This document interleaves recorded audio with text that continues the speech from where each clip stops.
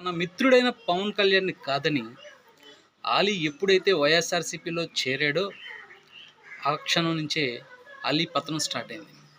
ఇటు సినిమా అవకాశాలు తగ్గిపోయాయి, అటు పొలిటికల్గా ఎటువంటి గ్రోత్ లేదు.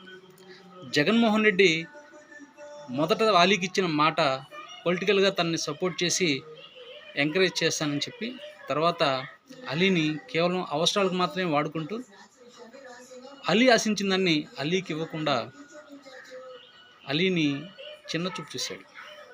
అయినా సరే అలీ కేవలం పవన్ కళ్యాణ్ గారి మీద కోపంతో మాత్రమే వైఎస్ఆర్సీపీలో ఉండి మింగలేక కక్కలేక నరకాన్ని అనుభవిస్తున్నాడు.